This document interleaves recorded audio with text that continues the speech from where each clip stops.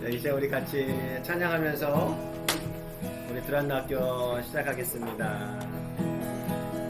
같이 찬양하겠습니다. 지극히 높은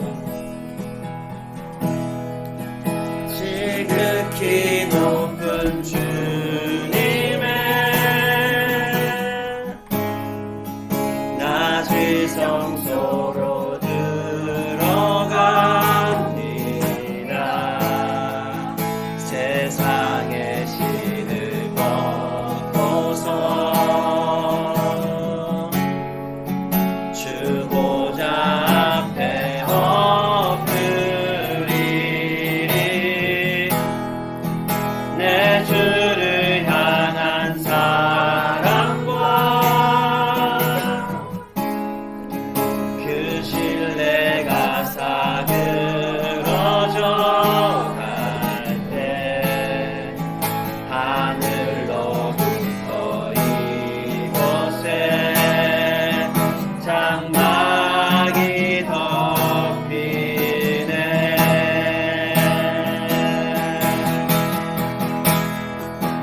이곳을 덮으소서.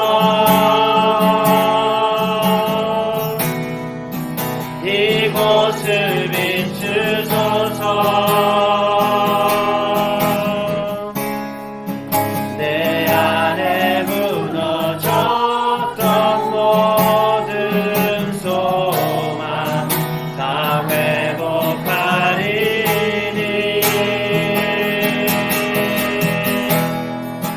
이곳을 지나소서.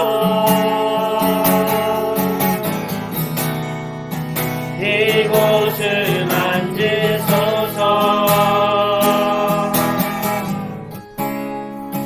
내 안에 죽어가는 모든 예배 다 살아나리라.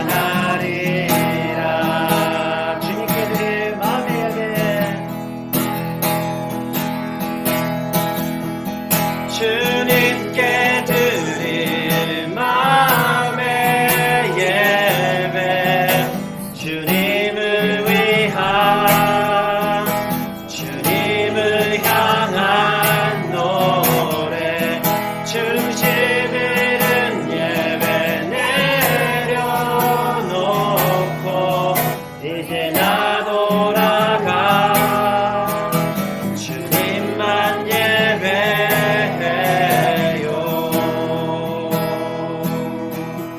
찬양의 열기,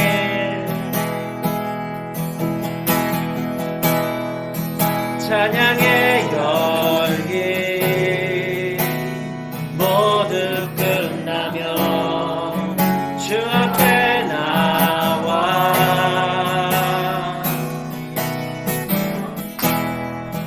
더욱 진실한 예배 드리네.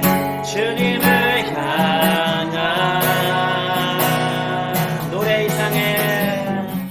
노래 이상의 노래, 내 맘 깊은 곳에 주께서 원하신 것, 화려한 음악보다 뜻없는 열정보다 중심을 원하시죠. 주님께 드린 마음의 예배, 주님을 위한, 주님을 향한 노래, 중심 잃은 예배 내려놓고 이제 나 돌아가 주님만 예배해요. 주님께 드릴, 주님께 드릴 마음의 예배, 주님을 위한, 주님을 향한 노래, 중심 있는 예배 내려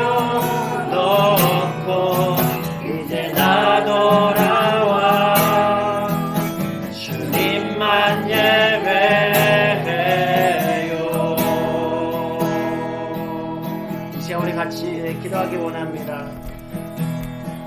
우리의 마음을 보시는 주님, 이 시간 주님 앞으로 믿음의 눈을 떠서 나아갑니다. 주님, 우리 가운데 함께하여 주셔서 우리가 온 몸으로, 온 마음으로, 온 삶으로 드리는 주님, 우리의 예배를 받아 주시옵소서.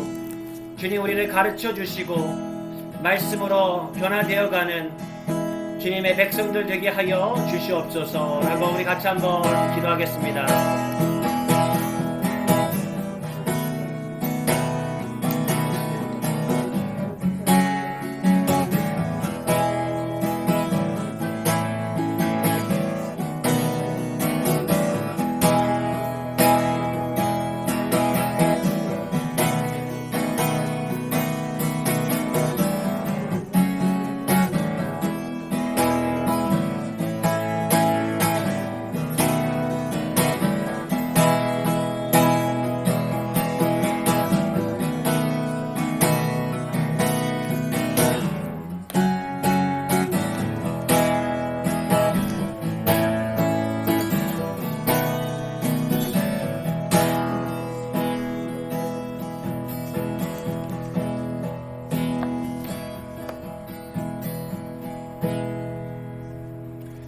하나님 감사합니다.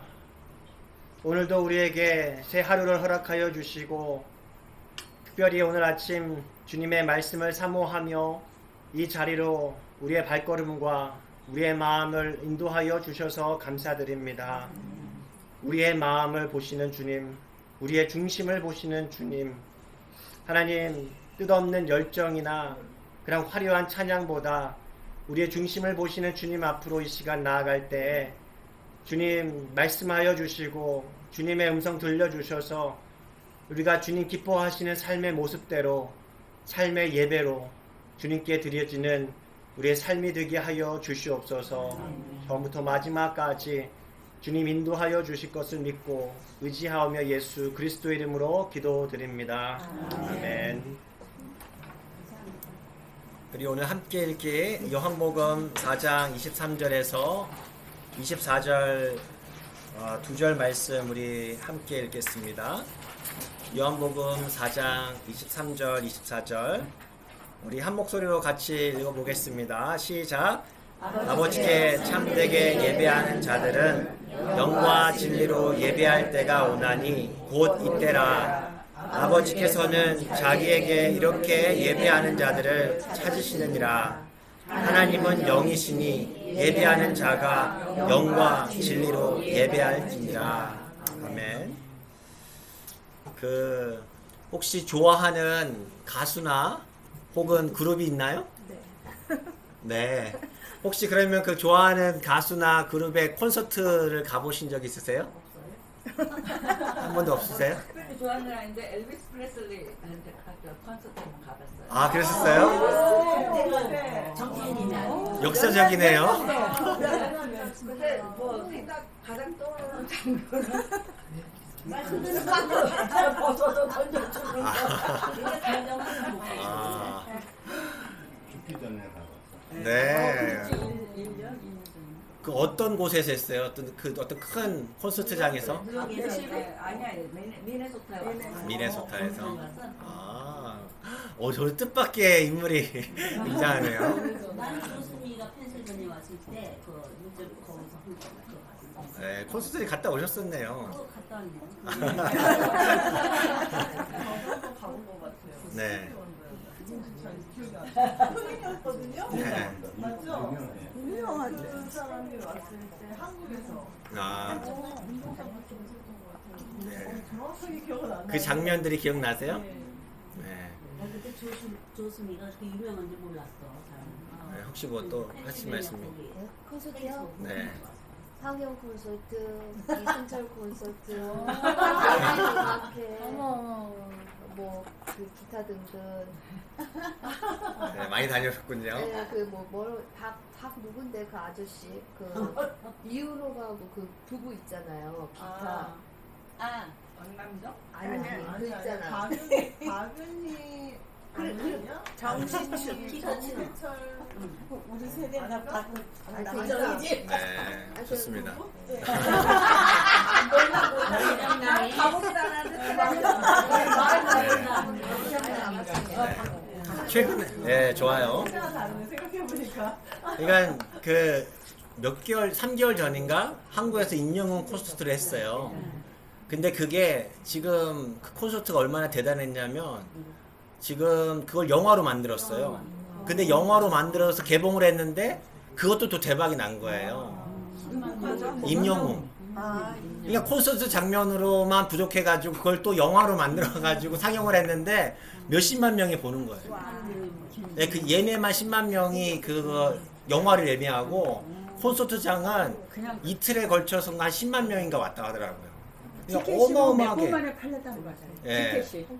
거기서 잠깐 영상을 이렇게 유튜브에서 저도 이번에 말씀 본다고 이렇게 찾아봤는데 모든 사람이 하늘색 옷. 그래서 무슨 영웅 뒤에 영웅 시대인가? 아무튼 영웅 뭐라고 해가지고 그걸 다 입고 그냥 콘서트장 밖에서부터 그냥 난리가 난 거예요. 대부분의 나이는 한 60대 이상. 네, 거의 대부분이. 왜 철이 안 들었어? 근데 그래서 돈 많은 사람들을 그렇게 가지 않는 거야.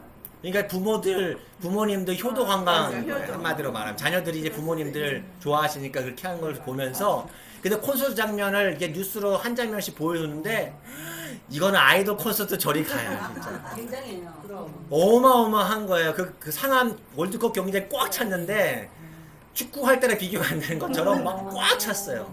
제가 그거 보면서 아 이게 예배 장면이랑 뭐가 다르지? 그러니까 한 사람이 이렇게 거기 서서 진짜 한 옷을 입고 하늘색 옷을 입고 딱 그 한 인물 그래 영웅 그 임영웅 그게 그 사람으로 딱 모인 거예요. 그래서 완전 떼창을 하고 굉장히 열광을 하고 바꾸래. 예, 너무 들어가고 싶은 거예요. 또 그 장소에. 그러니까 마치 우리 그런 마음 있나? 하나님을 예배하는 장소에 막 들어가고 싶은 마음. 예. 근데 이게 그런 열광이 있구나. 뜨거움이 있구나. 제가 말씀드렸잖아요. 네. 영웅이가 그런 사람이라고. 네. 이게 그런 모습들을 한번 이제 보게 됐어요.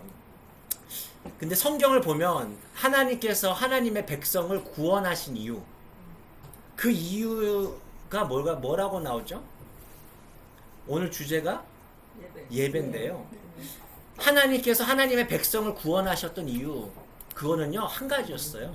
하나님을 섬기는 백성.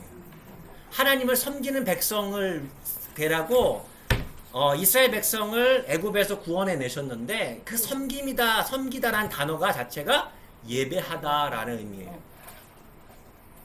그러니까 그래서 저기 바로 앞에 섰을 때 네. 우리가 하나님 앞에 예배하고 제사 드려야 되겠다. 네, 그거예요. 맞아요. 그러니까 우리가 하나님을 섬기려 하노라라는 얘기예요. 예배드리려 하노라라는 거예요.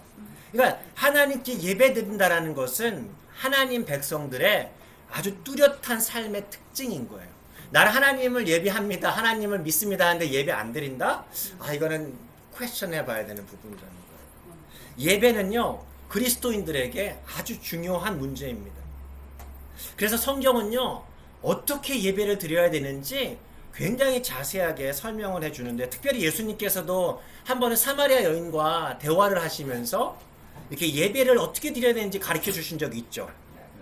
그 사마리아 여인은 어디에 항상 예배 드리는 것과 관련해서 무엇에 집착하고 있었죠? 어디서 예배 드릴 것이냐? 그림산에서 할 것이냐? 예루살렘에서 할 것이냐? 어떤 장소, 전통에 이렇게 사로잡혀 있었거든요. 근데 예수님께서는 뭐라고 해요? 장소가 중요한 게 아니야. 태도가 중요해. 중심이 중요한 거예요. 왜 예배 드려야 하는지, 하나님께 어떤 마음으로 예배 드려야 하는지, 그것이 더 중요하다라는 얘기를 합니다. 그래서 히브리서 말씀에 보시면요, 이런 말씀이 있어요. 히브리서 12장 28절에 거기 없을 거예요. 하나님께 감사드리고 하나님이 기뻐하시는 방법으로 예배 드리잖아요. 어떤 방법으로요? 하나님이 기뻐하시는 방법으로 예배 드리는 거예요. 자, 그러면 우리가 당연히 질문을 할 수밖에 없어요. 아니, 그러면 하나님께서 기뻐 받으시는 예배는 어떤 모습일까? 어떤 모습인 것 같으세요? 우리 들어가기 전에 잠깐만 나눠볼까요? 하나님께서 기뻐하시는 예배는 이렇습니다. 손 들고 이렇게. 네. 막상 질문하니까 이렇게 답을 할 수가 없죠. 항상 예배를 들어왔지만 하나님께 집중. 집중하는 거. 하나님이 온전히 집중하는 거. 짜투리 아, 시간 좋네요. 하지 말고. 어떻게 해요? 짜투리 시간을 드리는 게 아니라 하나님 앞에 내 중요한 시간들을 떼놓고 드리는 거. 그것도 되게 좋네요. 은혜 많이 받았습니다. 또 또 온 마음으로 하나님을 바라보는 게 네, 온 마음의 반대는 부분적인 마음이겠네요. 그렇죠? 내 마음속에 하나님 앞에 온전히 집중하지 못하고 오늘 끝나고 뭐를 할까부터 이게 내 삶 가운데 예배에 하나님을 향한 집중이 아니라 바깥에 생각이 가 있는 거. 핸드폰에 자꾸 오늘 문자가 뭐가 왔지? 자꾸 이런 것들. 이런 것들이 어떻게 보면 부분일 수 있겠죠. 하나님께서 기뻐하시는 예배의 모습, 오늘 그 부분은 4가지로 같이 좀 나눠보려고 하는데요. 첫 번째는 지워줘야 되는 거 아니야? 네. 하나님께서 기뻐하시는 예배는요, 하나님은 언제 기뻐하시는가? 하나님은 우리의 예배가 뭐뭐 할 때? 여기서는 진정성 있을 때, 진정성 있을 때입니다. 얘가 그 책을 찾아보니까 영어로 된 그 원문을 보니까 이 진정성이라는 단어를 원래 authentic이라는 표현을 썼어요. 이해가 되시나요? authentic. 자, 근데 그럼 진정성이 있다. authentic한 worship은 어떤 worship이죠? authentic이라는 단어가 무슨 의미예요? 진짜. 진짜. 믿을만하고 이거 진짜다라는 거지. 그렇죠? 그러면은 예배가 진정한 예배, authentic한 예배는 어떤 것을 얘기할까요? 뭐가 반대된 거예요? 그럼 authentic하지 않은 예배는 뭐예요? 가짜로 예배. 그건 뭐지? 가짜로 예배. 그때는 모르잖아. 마음이 없는. 마음이 없는 예배일 수도 있고. 어느 정도 알지. 책에서 이런 얘기를 하는 거예요. 뭐냐면은요. 이 authentic한 진정성의 의미는 여기서는 예배의 대상에 대한 이해가 달라야 된다요. 우리는 예배를 드린다고 하는데 내가 예배하고 싶은 하나님을 만들어 놓고 예배 드리는 거예요. 하나님은 이럴 거야. 내 생각하는 하나님을 만들어 놓고 이럴 거야. 이래야만 해. 나는 그런 하나님을 예배해. 라고 내가 만든 하나님을 예배하는 것을 진정성 있지 않은 예배라는 거죠. 그러니까 마치 이스라엘 백성들이 시내산에서 모세가 안 내려오니까 뭐 만듭니까? 금송아지. 네, 금송아지로 만들어요. 이게 하나님입니다 라고 이래야만 합니다 라는 거예요. 자신들이 원하는 자신들의 방법대로 이미지를 만들어 놓고 그 하나님을 예배하는 것이 진정성 있지 않은 거예요. 이건 말하자면 사실 우상숭배예요. 내가 원하는 하나님을 만들어 놓고 거기다 예배한다 절한다? 그게 우상숭배인 거예요. 진정성이 있으려면 어떻게 해야 될까요? 그러면 바른 예배 대상을 우리가 예배하려면 어떻게 해야 돼요? 결국에는요, 하나님의 말씀에 바탕을 둬야 돼요. 그러니까 진정성 있는 말은요, 말씀의 진리의 특징이잖아요. 믿을만해, 진짜야. 이게 진짜 말씀의 특징인데요. 하나님에 대한 우리의 생각이 아니라 말씀이 가르쳐 주시는 그 하나님을 예배해야 한다라는 얘기하는 것이죠. 그래서 오늘 오늘 말씀 읽었던 말씀 보시면 아버지께 참되게 예배하는 자들은 어떻게 예배한다고요? 영과 진리로 예배할 때가 온다. 그래서 아버지께서는 자기에게 이렇게 예배하는 자들, 자신의 전통대로 남들이 다 이렇게 예배하니까 내 생각에 이런 하나님일 거야 라는 예배가 아니라 영과 진리로라고 얘기하는 거예요. 우리가 그 부분을 잠깐만 얘기해 보면 좋겠어요. 내가 예배하고 싶은 하나님은 어떤? 여러분이 우리가 보통 예배하고 싶은 하나님은 어떤 하나님입니까? 여러분은 어떤 하나님을 예배하고 계세요? 복 주시는 하나님. 네? 네? 거룩하신 하나님. 또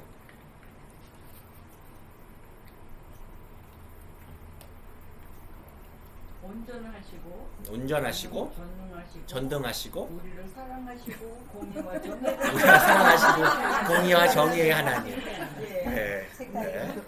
자, 그러면 이런 하나님은 아니실 거야. 내가 예배하고 싶지 않은 하나님은 어떤 하나님이세요? 조금 잘못했다고 그냥 무서워요. 저걸 잘못했다고 치시는 하나님. 진노의 하나님. 진노의 하나님. 그렇죠.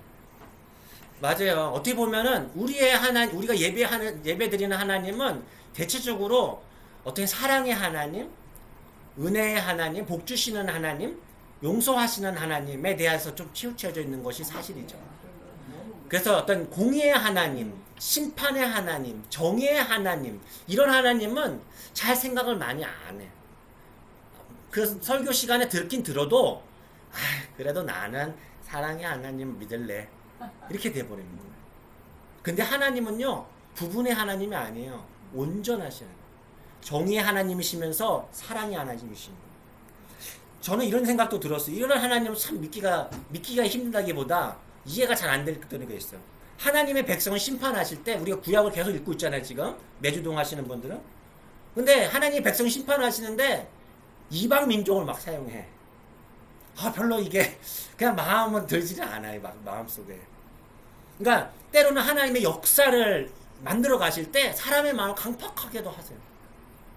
잘 이해가 잘 안 되기도 해요. 어떨 때는 내버려 두시기도 하세요. 그러니까는 때로는 마귀에게 욥을 시험하는 것을 허락하시는 하나님이시기도 해요. 때로는 하나님은 어떤 분이냐면 우리에게 즉각적으로 기도에 응답하시기도 하지만 너무나 기다리기도 하세요. 근데 우리가 믿는 하나님은 다 포함이라는 거예요. 근데 우리는 이런 하나님만 가다 놓고 이 하나님만 예배하는 거예요. 그렇죠? 그런 부분들을 우리가 진정성 있는 진정성이 있어야 된다. 성경에서 가르쳐 주시는 그 하나님을 온전하게 예배 드릴 때 진정성 있는 예배다라고 할 수 있다라는 거예요. 두 번째는 언제 기뻐하시는가? 하나님께서는 우리의 예배가 뭐뭐 할 때? 비슷한 단어인데 좀 달라요. 진실할 때. 이 진실할 때라는 거는 어디에 포커스가 맞춰져 있는 것 같아요? 예배가 진실할 때 하나님께 기뻐하신다. 진리. 나한테. 아까 진정성은 대상이잖아요. 내가 예배 대상을 바로 알고 드려야 되는 게 중요하다 했는데, 두 번째는 이 말은 예배가 진실할 때 했다는 말은 내 마음에 대한 마음 자세.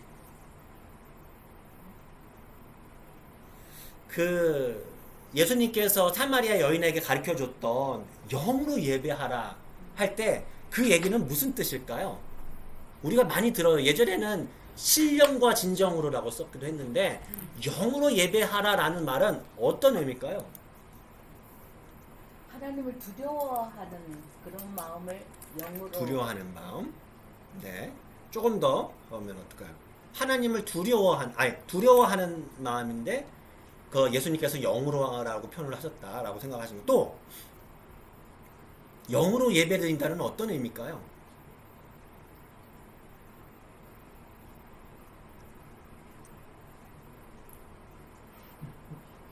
네, 좀 어려운 말이에요, 사실. 근데 생각해보면 우리가 이게 이해가 되는 말이기도 해요. 왜냐하면 하나님은요, 몸을 갖고 계세요? 하나님은 영이세요. 하나님을 예배한다라는 것은 우리가 하나님과 소통한다는 거잖아요. 하나님과 소통하는데 뭘로 소통을 하는 거예요? 우리의 영으로 소통을 하는 거예요. 그러니까 사람은요, 하나님의 형상대로 지은 바 돼서 하나님의 영과 소통할 수 있게 만들어 주셨다라는 거예요. 예수님께서는요, 비슷한 마음으로 이렇게 표현을 하죠. 내 마음과 영혼을 다해 하나님을 사랑하라라고. 마음을 다하는 것도 있는데 영을 다해서 사랑하라고 얘기해요. 그러니까 그 얘기는 뭐예요? 하나님을 향한 사랑의 반응으로서 뭐가 들어가야 되는 거예요? 내 마음속에 진정으로 내 마음에서 우러나오는 거. 이걸 좀 더 쉬운 말로 이렇게 바꿔보면, 요즘이 아니라 한참 됐죠. 대화를 하고 있어요. 나한테 뭘 물어봐요. 근데 내가 뭐가 없어요? 진정성이 없는데 보통 영혼이 없다라고 하잖아요. 야, 영혼 없는 대화 하지 마. 야, 너 영혼이 없어 보여? 맞아. 그 표현을 쓰잖아요. 네. 그게 무슨 말이에요? 아까 진정성 그거예요. 그러니까 몸이 함께 있어요. 같이 옆에 있다니까요. 네. 몸이 있고 말도 했어요. 알았어, 내가 그거 한다니까. 근데 뭐가 없어요? 영혼이 담기지 않아요. 진정성이 담기지 않았을 때 영혼이 없구나, 떠나 있다라는 얘기를 표현하잖아요. 아주 비슷해요. 하나님을 찬양할 때 우리는요 어떻게 할 수 있어요? 그냥 있으면 입술로만 얼마든지 할 수 있어요. 네. 노래를 진짜 그 성악가처럼 잘할 수 있어요. 그런데 뭐가 없을 수 있어요? 네, 영혼 없이 할 수 있어요. 그렇잖아요. 내 옆에 내가 찬양을 하는데 내가 목소리도 좋아, 노래도 잘해. 남들이 나를 어떻게 알아볼까? 이게 의식이 되는 거예요. 그러니까 하나님을 찬양하는데 남들이 나를 듣고 오늘 설교 예배 시간 끝나고 나면 노래 잘하시네요. 여기에 만약에 한숨이 팔려 있다면 어쩌면 우리는 영혼이 빠져 있는 그런 예배를 드리고 있는 것일 수 있다라는 것이죠.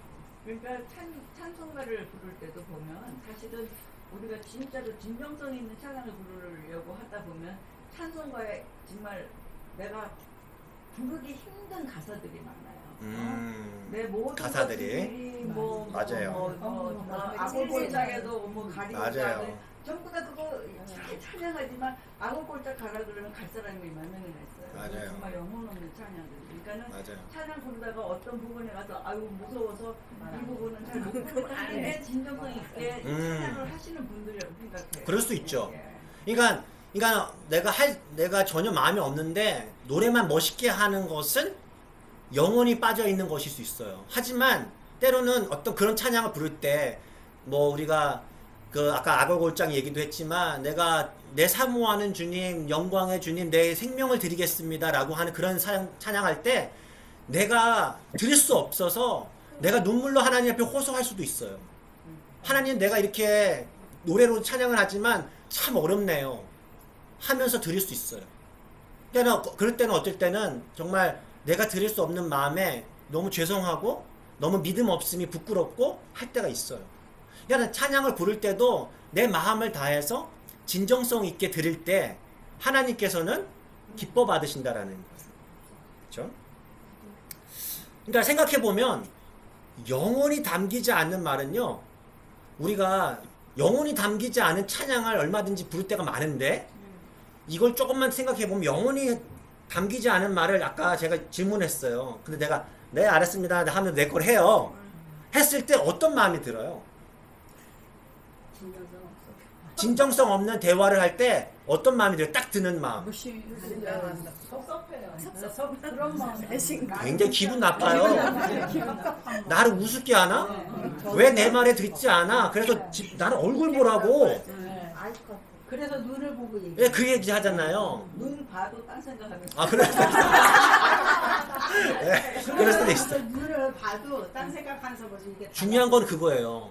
내가 영혼 없이 담기지 않은 말을 내가 들을 때도 나는 굉장히 불쾌하고 기분 나쁘고 상처가 돼요. 하나님도 마찬가지예요. 우리가 그 생각을 좀 할 필요가 있다는 거예요. 하나님이 보이지 않으니까 내가 여기서 지금 찬양을 이렇게 한들 하나님께서 듣고 계시나? 아니라는 거예요. 하나님께서도 기분 얼마나 상해하신다라는 거예요.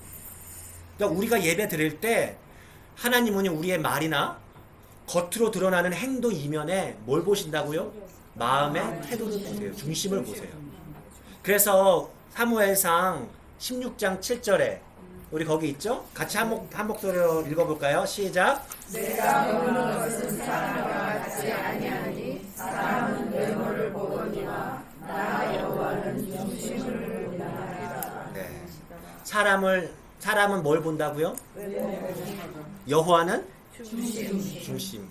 그래서 어떤 분들은 나는 사람이기 때문에 어쩔 수 없어. 나는 외모를 봐. 이렇게 그걸 계속 말하시는 분이 그냥 외모에만 신경 쓰겠다라는 얘기를 하는 분도 있어요. 나는 하나님이 아니니까. 근데 그 표현은 아니죠. 이 말은. 그걸 합리화라는 게 아니라 우리가 하나님 앞에 드릴 때 겉으로 다는 모습이 아니라 내적에 있는 마음의 태도를 보는 거예요. 하나님을 이렇게 진정으로 하나님을 마음을 다해서 예배 드릴 때 방해드리는 요소는 뭐가 있을까요? 내가 하나님 앞에 전적으로 드리고 싶어요. 영으로 진짜 진정으로 드리고 싶어요. 근데 방해하는 것들은 어떤 것이 있을까요? 저는 마음의 생각. 마음의 생각들. 마음의 생각들이 좀 그걸 어지럽혀서 기여를 못하게 막. 그렇죠. 좋아요. 또 어떤 것이 내가 하나님 앞에 온전히 드려지는 것들을 그 이제 진정으로 또 이제 진실로 드리는 것들을 방해하는 것 같으세요? 세상에 분주함. 네, 분주함. 세상에 대한 걱정. 내가 어떻게 우리가 어떤 때는요 진짜 죽기 도면을 하면서 머릿속에는 다른 생각 네. 신앙 고백을 하면서도 저기 사도신경을 하면서 머릿속에 다른 생각하고 맞아요. 너무 익숙해가지고 네. 이제 이거 보면은 맞아요. 그냥 익숙한 대로 그냥 마음에 하는데 안 들어있어요. 맞아요. 이 뒷부분에 좀 잠깐 더 나오겠는데, 그러니까 우리의 어떤 익숙함? 그래서 자꾸 상투적인 표현들을 잘 써요. 이제 그런 부분도 있고요. 또 어때요? 우리 어떻게 보면은 아까 마음의 생각들인데 그 생각을 좀 더 구체적으로 표현하면 어떤 생각들이 하나님께 온전히 방해하는가? 예를 들면 이런 건 어때요? 다른 사람이 나를 어떻게 생각할까? 사람은 내가 기도하는데 내가 찬양하는데 내가 예배하는데 자꾸 옆에가 신경이 쓰여. 저 사람 자꾸 날 쳐다보는 것 같아. 내가 이렇게 하면은 왠지 이렇게 반응할 것 같고. 그러니까 자꾸 다른 사람들이 신경이 쓰는 거야. 내 옷차림은 어때요? 오늘 옷이 예쁘게 해왔는데 이거 사람들이 알아봐 줄까? 메이커라고 또 안 알아주는 거 아니야? 내가 오늘 정성껏 이번에 사왔는데 이제 그런 거. 아까 말씀드린 것처럼 내 목소리는 예쁘게 들릴까? 이게 자꾸 다른 사람이 날 보지 않을까? 어떻게 볼까? 자꾸 내 보여지는 것에 이렇게 마음이 쓰여지고 걱정할 때 어떻게 보면 이제 하나님께 이렇게 온전히 드려지는 거 방해할 때가 있죠. 때로는 음악적인 부분도 우리가 초점을 하나님께 초점을 맞추지 못할 때도 있죠. 왜냐하면 음악은요, 이제 음악이란 특징이 감정적인 것들을 많이 자극을 해줘. 그러니까 감정적이게 자극한다는 것은 괜찮을 수 있는데 하나님께 예배드린 쪽으로 갈 수 있으면 좋은데 자꾸 내 감정에만 몰입하게 만들기도 해요. 그래서 음악적인 부분도 사실은 예배하는 데 있어서 사실 굉장히 중요하죠. 이제 이런 부분들, 이제 이런 것들이 사실 하나님 앞에 온전히 드려지는 것을, 온전히 드려지는 예배인데 방해를 줄 수 있다는 거예요. 게리 토마스, 우리가 자주 제가 인용했던 그런 인물이기도 한데, 그분이 이제 이런 질문을 던진 거예요. 예배는 하나님과 만나는 거고, 그래서 설레게 하는 것인데 왜 이렇게 우리들은 많은 경우에 형식적이고 이게 틀에 박힌 이런 예배를 드리게 되는가? 이제 그런 질문을 던졌어요. 그래서 그 이유를 찾아본 거예요. 그랬더니 이제 이런 답을 하나를 갖고 온 거예요. 뭐냐면 하나님은 사람들을 저마다 독특하게 만드셨는데 자신에게 맞지 않은 예배 방식이나 경건의 방법을 자꾸 스스로에게 강요하는 거에 많이 있다라는 거예요. 이해가 되세요? 이게 좀 잘 들을 필요는 있는데 이게 이분이 기독교 역사상 내려왔던 많은 서적들, 예배 관련한 서적들과 많은 사람들과 인터뷰를 통해서 하나님과 친밀한 관계를 만들어 가는데 2000년 동안 사용되었던 다양한 방법들을 정리를 해봤어요. 참 많은 일을 하셨는데 거룩한 길이라는 책에서 하나님께 가까이 가는 9가지 방법을 쭉 정리를 해봤어요. 이거는 간단하게 한번 살펴보는데 자연 속에서 하나님에 대한 사랑을 가장 느끼는 사람들이 있어요. 이런 사람들을 자연주의자들이라고 표현해요. 여러분들 가운데 그런 분들 있나요? 난 자연 속에 들어가면 하나님이 많이 느껴져. 네. 그런 분 많죠. 네. 자연주의자들이에요. 자연주의. 어떤 사람은 자연 속에 들어가면 별로 안 좋아해. 도시 속에 있는 걸 좋아할 수 있어요. 네. 어떤 사람들은요, 감각주의자들이 있어요. 이 감각주의자들은요, 감각으로 하나님을 사랑한대요. 그러니까 청각, 듣는 거, 그 시각, 보는 거, 미각, 촉각들을 사용하는 그런 예배 속에서 더 하나님을 경험한다라는 거예요. 그런데 여러분, 우리들 예배는 어떻습니까? 예배 속에서 이 감각을 사용하나요? 어떤 느낌이 들어요? 예배에는 어떤 감각이 가장 초점이 맞춰져 있는 것 같아요? 음향? 청각? 보이는 거, 시각. 시각적인 것도 있어요? 네, 그래서 우리가 뭐 꽃도 이렇게. 네, 하고. 그렇죠. 또? 후각은 있나요?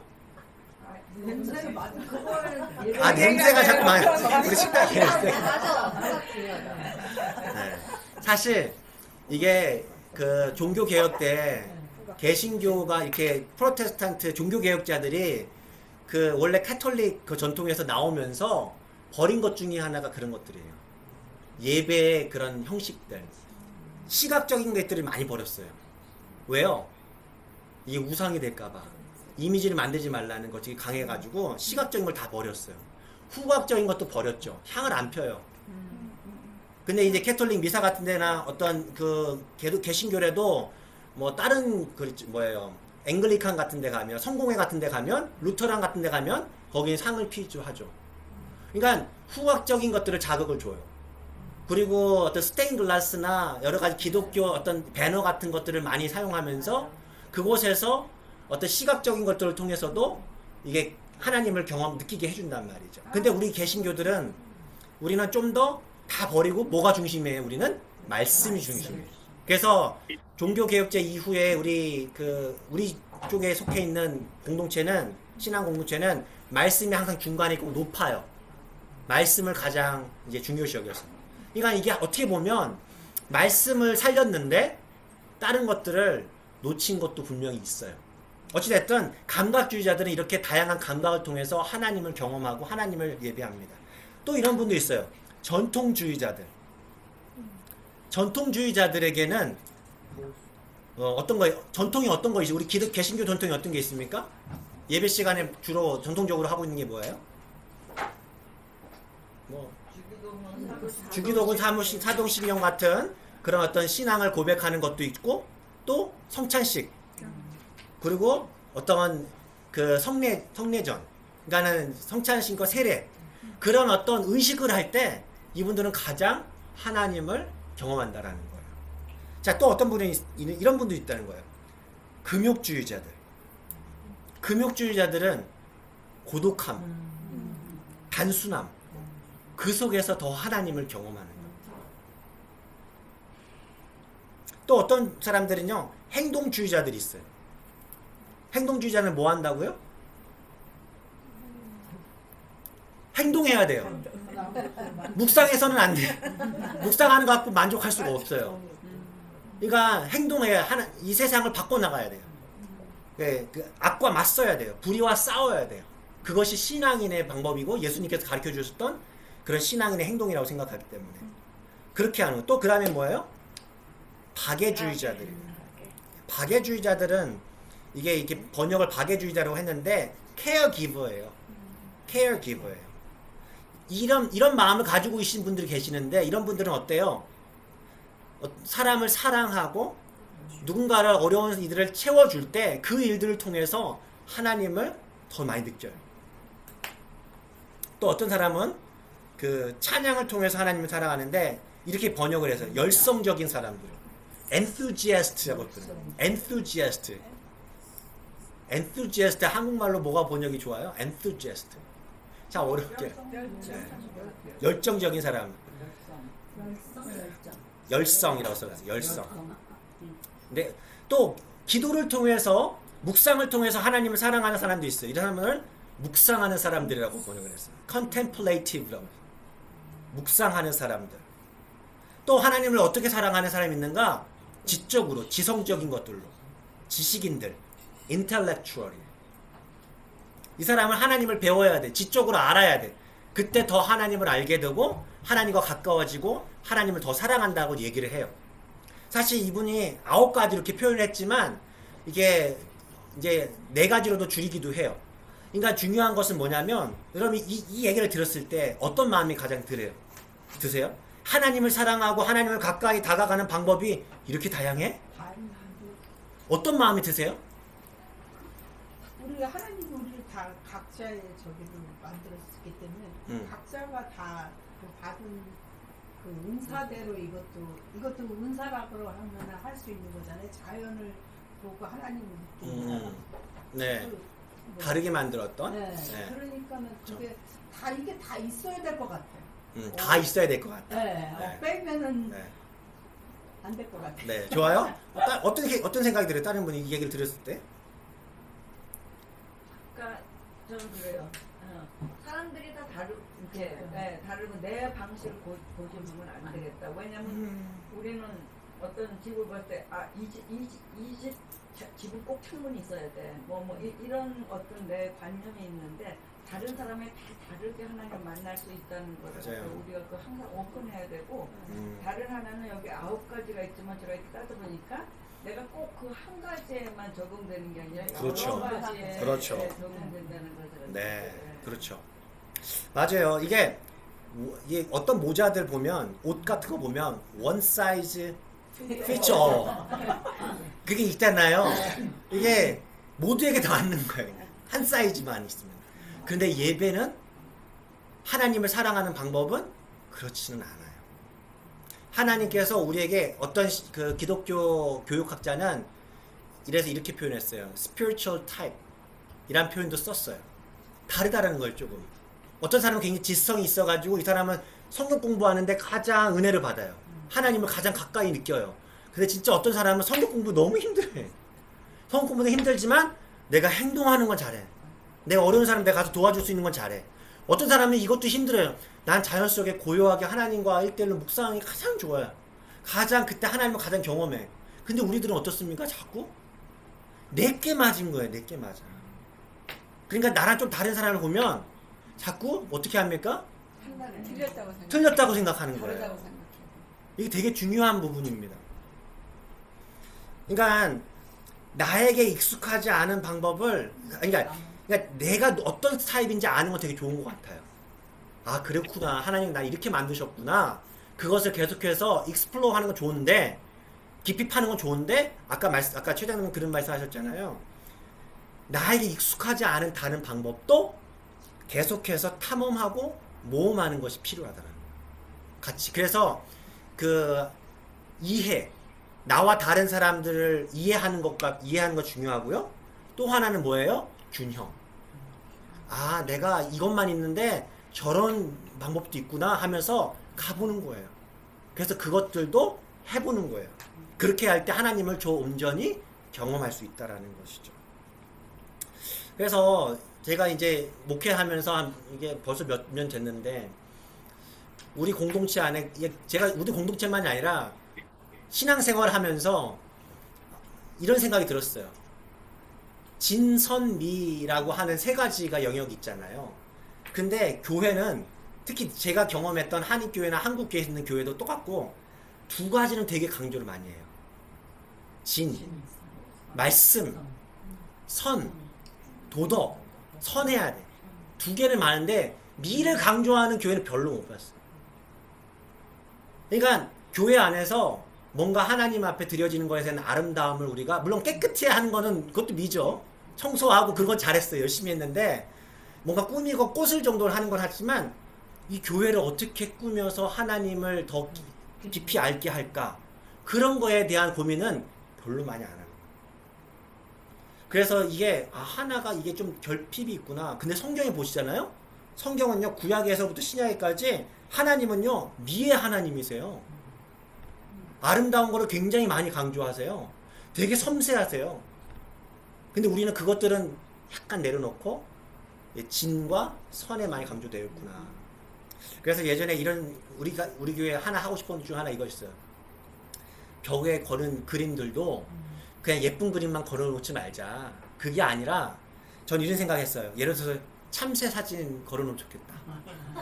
왜 걸어놓냐? 우리를 돌보시는 하나님 염려하지 말라고 하셨는데 그렇게 리마인드 해주는 그림도 있잖아요. 또 찢어진 그물도 한번 걸어놓으면 좋겠다. 예수님께서 베드로한테 했던 말 있잖아요.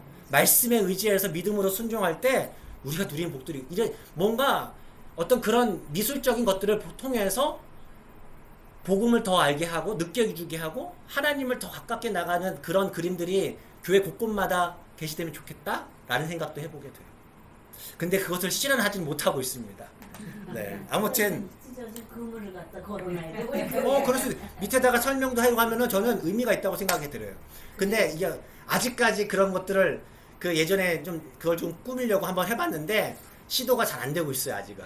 어찌 됐든 뭔가 균형적인 모습으로 하나님을 예배하고 하나님을 사랑하고 하는 것들은 되게 중요한 부분 같아요. 자, 세 번째 좀 길어졌는데 하나님은 어떨 때 기뻐하시는가? 사려 깊게 예배 드릴 때예요. 사려 깊게. 이게 무슨 얘기인가? 아까 그 얘기했던 거예요. 사려 깊다라는 게 뭐예요? 생각을 깊이 하고. 네, 좀 생각을 해야 되는데 이게 뭐냐면은 이런 표현이에요. 그 상투적인 표현을 우리가 좀 조심할 필요가 있다는 거예요. 조심한다기보다 좀 생각해 볼 필요 있다라는 거예요. 어떤 상투적인 표현을 우리 잘 쓰나요? 신앙생활 하면서 이건 되게 좀 상투적인 것 같아요. 네. 아까 말씀드렸듯이 뭐 중국인이나 사도신경 같은 거 할 때 네. 상투적으로 하는 것 같아요. 형식적으로. 형식적으로. 네. 그러니까 예수님께서는요, 내 마음을 다해서 하나님을 사랑하라고 말씀해 주세요. 그러니까 마음을 다해서 사랑하라. 마음을 다해서 사랑하라. 이 얘기는 어떻게 보면 진정성 있게 마음에 진짜 영혼 있게 하나님을 사랑하는 것도 맞는데요. 생각하는 거예요. 예를 들어서 우리가 때로는 기도할 때도 그냥 상투적인 표현들이 기도할 때 많이 나와요. 그렇죠? 근데 우리가 그런 부분들이 자꾸 우리가 신앙을 이렇게 뭔가 영혼 없는 신앙생활 할 수가 있게 만드는 거예요. 내가 형식적으로 길게 좀 뭔가 말을 많이 해야 되니까 하는 그런 것이 아니라 생각하면서 해도 돼요. 때로는 별 의미 없이 주여 하는 경우도 있어요. 진짜로 내가 주님이 생각나서 간절히 주님을 찾는 주여도 있지만 그냥 주여도 있어요. 그러니까 의미 없는 그런 모습은 울리는 깽과리의 모습이에요. 의미 없이 그냥 뛰는 공과 같다라는 것이죠. 중언부언할 때가 너무 많아요. 왜 그러냐면 아까 사려 깊다라고 표현했잖아요. 내가 별로 생각 안 하니까요. 의미를 별로 생각하지 않는 거예요. 그래서 리워레 목사님 같은 경우에 말씀을 볼 때 참고로 하는 것 중에 하나가 다양한 성경 번역본들을 많이 본다는 거예요. 똑같은 표현인데도 성경 번역이 다른 번역들은 다른 표현들로 쓰거든요. 그런 식으로 이제 참고를 한다라는 거예요. 그러니까 찬양하다라는 말 대신에 뭐 경외하다, 경의를 표하다라는 단어도 있고 소중히 여기고 감사하고 다양한 거예요. 그러니까 하나님을 좀 더 깊이 묵상할 때 하나님을 더 풍성하게 예배하고 찬양할 수 있다라는 거예요. 그러니까 우리가 너무 상투적으로 쓰는 말들이 있나 한번 고민해보자. 그리고 좀 더 내가 마음으로 우러나오는 길게 하지 않아도 빨리 하지 않아도 마음에 우러나오는 기도를 드릴 수 있으면 좋겠다. 자, 그 다음에 사려 깊다라는 것은 뭐냐면 구체적으로 찬양하라는 얘기거든요. 이 찬양하다라는 뜻이 원래 다른 말로 뭔지 아시죠? 찬양하다라는 말은요, 칭찬하다는 뜻이에요. 그걸 우리가 흔히 많이 쓰는 단어로 보면은 사람에게 praise라는 말 쓰잖아요. praise는 칭찬하다라는 뜻도 있어요. 근데 예를 들어서 누군가가 우리에게 왔어요. 와, 대단합니다. 훌륭해요. 이런 얘기를 한 번 했어요. 근데 또 다시 와가지고 대단합니다. 훌륭합니다. 찬양합니다. 이렇게 했어요. 자, 그러면 어떤 마음이 드세요? 그냥 하는 말이구나. 대단합니다. 진짜 훌륭하네요. 이제는 진짜로 얘기하는 건가? 그러다가 아니 당장이 드는 생각이 뭔지 아세요? 왜 칭찬하시지? 왜 뭘 내가 잘했지? 구체적으로 듣고 싶어요, 우리는. 그러니까 왜 칭찬하는지 그게 없이 그냥 대단해, 훌륭해요. 이 얘기에 별로 감동 안 하죠. 뭐가 대단하다는 거지? 라는 거예요. 하나님을 찬양과 또 아주 비슷하다는 거죠. 그러니까 주님을 우리가 주님을 찬양합니다. I celebrate, I praise you, Lord 하는데 주님을 찬양하는데 막 반복해서 막 20번, 뭐 100번 노래하는데 그렇게 기도하기보다 그렇게 찬양하기보다 구체적으로 한두 번 주님 나에게 이렇게 해주신 거에 대해서 주님의 이런 모습에 대해서 찬양합니다. 그렇죠? 그러니까 우리가 너무 찬양을 할 때나 기도할 때나 반복적으로 형식적으로 상투적으로 할 때가 너무나 많다. 좀 더 구체적으로 해요.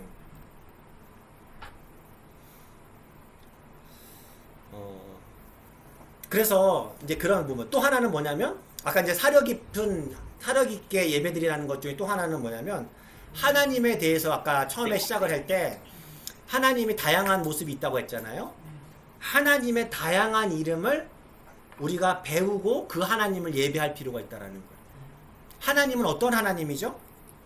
성경에 보면 되게 다양한 하나님의 이름이 나와요. 어떤 하나님이 나오나요?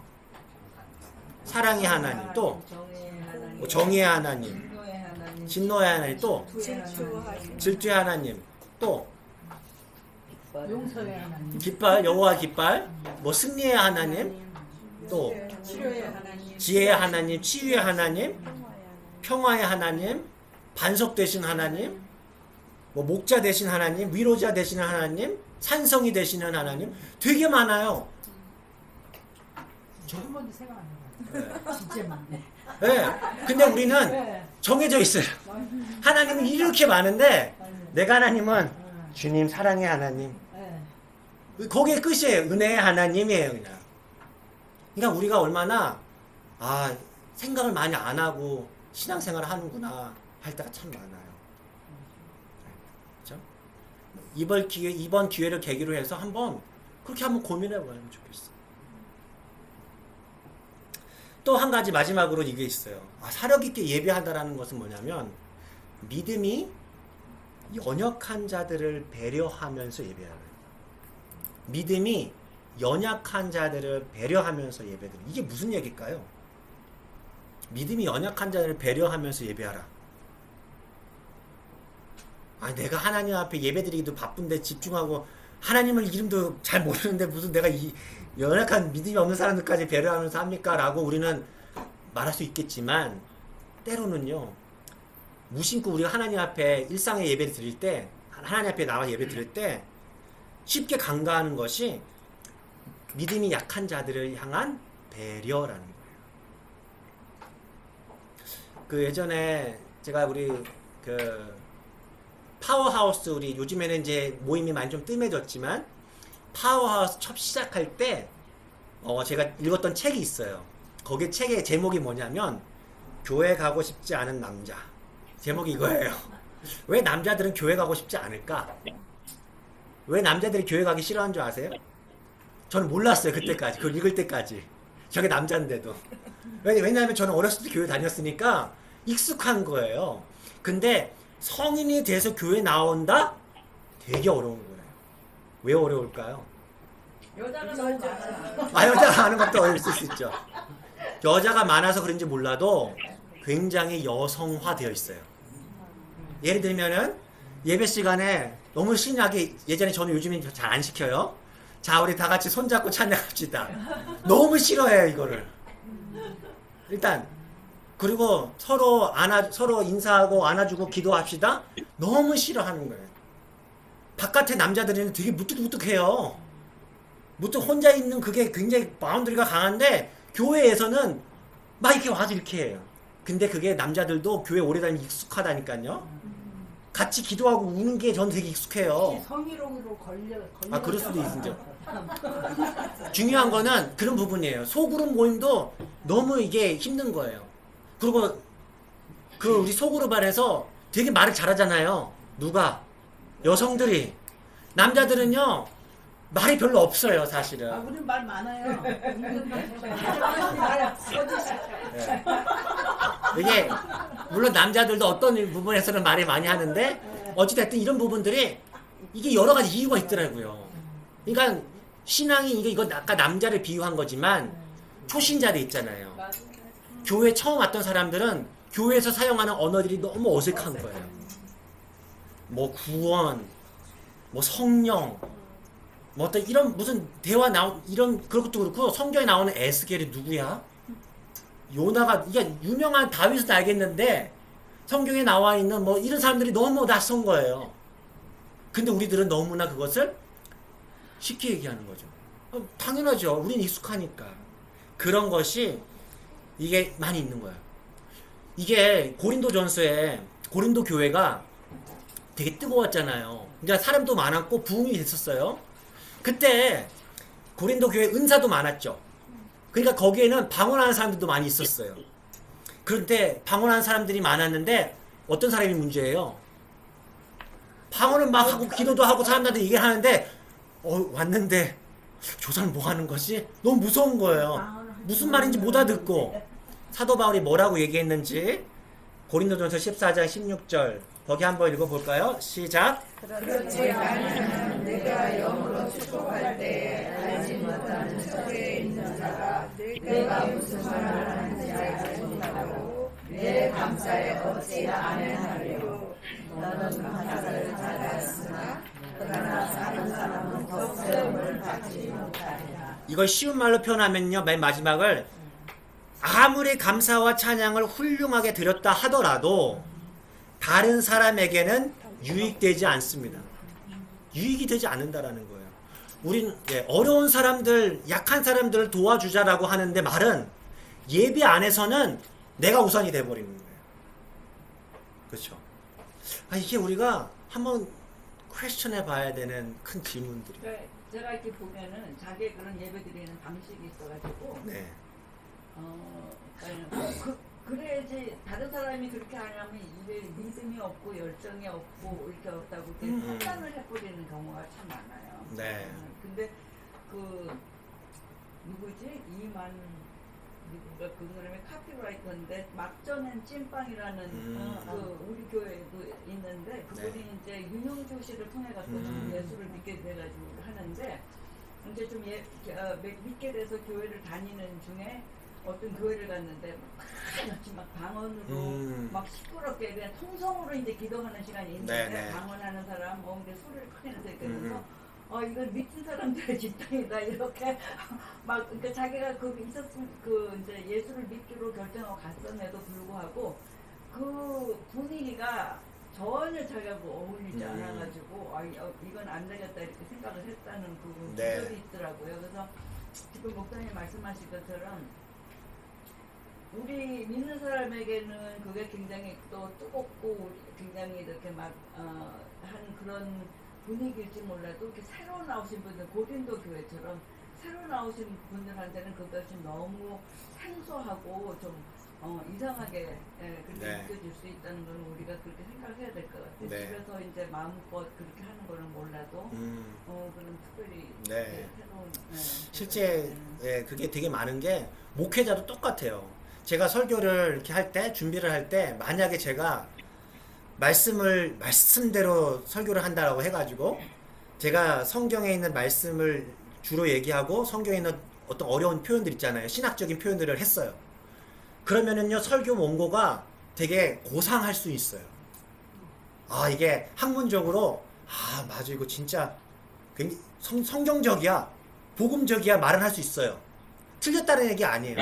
근데 그것을 설교 시간 딱 하잖아요. 어떤 마음이 들릴까요? 어떤 사람 지루해. 들리기가 어려워요. 제가 그런 설교 들어도 되게 어려워요. 그러니까 핵심은 뭐냐면은 설교 시간에 그 공동체 예배 시간에서는요 그렇지 않은 사람들 있잖아요. 믿음이 있는 사람들도 있지만 믿음이 없는 사람들도 함께 오는 뜰 것 같아요. 이 공동체 예배는. 그렇기 때문에 그 안에서는 그런 사람들을 배려하는 용어를 사용해 줘야 된다라는 거예요. 그러면서도 하나님 앞에 오롯이 예배 드릴 수 있는 그런 중심이 필요하겠죠. 균형이. 그런 것들이 우리에게 좀 더 우리는 근데 이런 부분은 하나님께 집중하고 하나님하고 온전히는 잘 익숙해져 있어요. 훈련이 돼 있는데 배려하는 것은 덜 돼 있어요. 그 부분에 우리가 조금 더 신경 쓸 필요 있다는 생각이 듭니다. 마지막으로 네 번째, 하나님은요 우리의 예배가 실제적일 때 기뻐하신다는 거예요. 실제적일 때. 실제적이다라는 말 영어로 하면요 practical하다는 얘기예요. practical하지 않으면 어떻다는 거예요? practical의 반대가 어떻다는 거예요? 네. 허공에 실천이 안 되는 거. 이게 실제적이지가 않아요. 그냥 마음의 생각이에요. 예를 들면 이런 거죠. 나 오늘 몸에 못 참여해요. 그런데 제가 마음은 함께 할게요. 어때요? 제가 예배는 오늘 못 가요. 제가 마음만은 근데 함께 하겠습니다. 어때요? 무슨 얘기예요? 그거는요 아무 의미 없는 내용이라고. 왜 그래요? 뭐가 없기 때문에? 몸이 없기 때문에. 실제적이라는 것은요 몸으로 한다는 거예요. 그래서 로마서 12장 1절에 하나님께 예배 드릴 때 어떻게 예배 드리는가, 영적 예배에 대해서 이렇게 얘기하죠. 제가 읽어드릴게요. 너희 몸을 하나님이 기뻐하시는 거룩한 산 제사로 드리라. 이는 너희들 영적 예배니라. 뭘 드리래요? 그냥 마음만 드리면 안 되나? 그렇죠. 아까는 몸만 있어도 안 됐다 했잖아요. 근데 몸이 없는 마음만 있어도 안 된다. 마음만 갈게요. 아니라는 거예요. 우리는요 실제 이게 사실 몸의 신학이 되게 중요한데요. 몸은요 우리가 그 간과하는 거예요. 영이 중요하죠. 몸은 별로 아니에요. 어차피 몸은 썩어질 거잖아요. 반만 아는 얘기죠. 우리는요 천국 가서도 부활의 몸을 입어요. 몸이 없는 영만 존재하지 않아요. 근데 우리는 몸은 대충 내가 마음껏 세상은 마음껏 하고 몸은 마음만 있으면 돼요. 영만 살아있으면 돼요. 아니라는 거예요. 몸과 마음은 같이 가요. 그래서 오죽했으면 너희 몸을 하나님이 기뻐하신 제대로 드리잖아요. 너희 몸은 하나님이 거하시는 성전이라고 얘기해요. 마음만 있으면 되는데 왜 성전이라 몸을 성전이라고 얘기합니까? 몸이 그만큼 중요한 거예요. 몸이 있는 곳에 영도 갑니다. 몸이 없잖아요? 영도 없어요. 하나님이 기뻐하시는 예배는요 우리의 몸으로 드리는 것입니다. 자, 이 부분은요 그 대가를 지불한다라는 의미예요. 하나님 앞에 예배 드리는데 다윗은요 대가를 지불해요. 그냥 공짜로 하지 않아요. 대가를 지불해요. 예수님께서 십자가 달리실 때도 하나님께서는요 하나님의 아들이 대가로 지불이 되잖아요. 내가 마음만 너희를 구원할게. 마음만 사랑할게. 아니에요. 예배 안에 몸이 들어가는 거예요. 대가가 들어가는 거예요. 삶이 들어가는 거예요. 마찬가지로 우리가 하나님을 예배할 때도 우리의 몸으로 드리는 거예요. 희생 없는 예배, 희생 없는 기독교는요 사실은요 허망한 거예요. 몸이 없기 때문에. 자, 말씀을 이제 정리하겠습니다. 예수님께서는요 온 마음을 다해, 온 힘을 다해서 하나님을 사랑하라고 말씀을 하시는데요. 이 얘기는요 우리가 조금만 생각해 보면 먼저 알아요. 하나님을 사랑하고 하나님을 예배하는 데는요 뭐가 따라요?